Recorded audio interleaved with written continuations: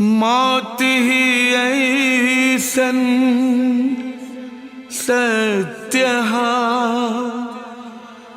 जे आवे सबके जिंदगिया में। माई के कोख से शुरू जीवन, खत्म चिता के अगिया में।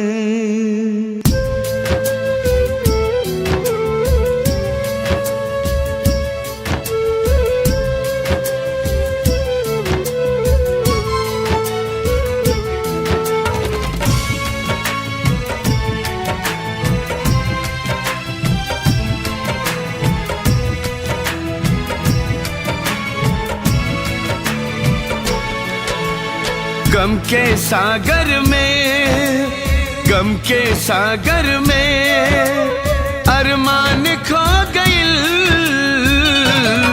जिंदगिया मजाक हो गइल, जिंदगिया मजाक हो गइल।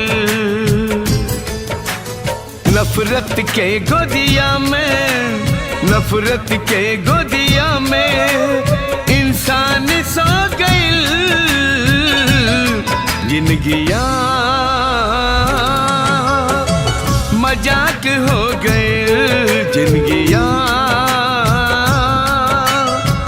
मजाक हो गइल।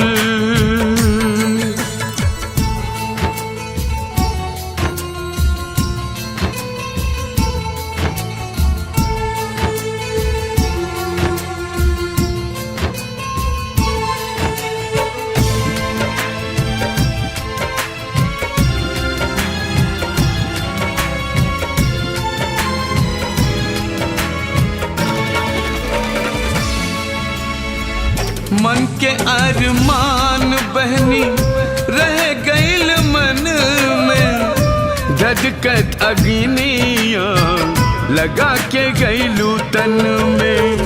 डोली में बिठा के तोहके करती विदाई, विदा हो गइलू बहनी बिना रे लगन के।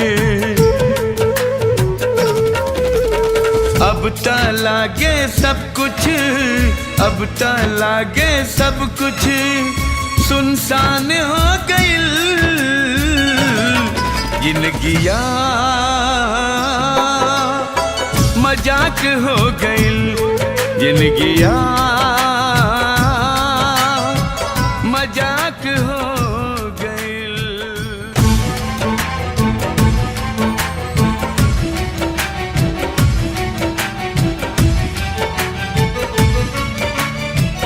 जात ना खराब होला, खराब होला आदमी। मजहब के नाम पे मरेला भला आदमी। झूठ सही के फर्क बुझे ना इंसान हो, एक दूसरे के लेवे चल दिहल जान हो। मानवता के नाता, मानवता के नाता जल के राख हो गइल। जिंदगिया मजाक हो गइल, जिंदगिया मजाक हो गइल।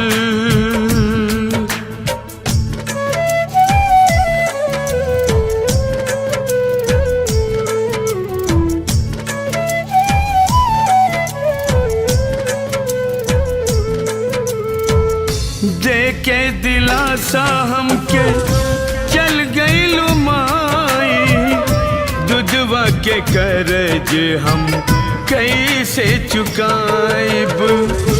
अंगुरी पकड़ के माई हमके चलौलू, अब कहीं तू हमसे भइलू पराई। माई से छूटल साथ, सर से उठल हाथ, हम अनाथ हो गइल। जिंदगिया मजाक हो गइल, जिंदगिया मजाक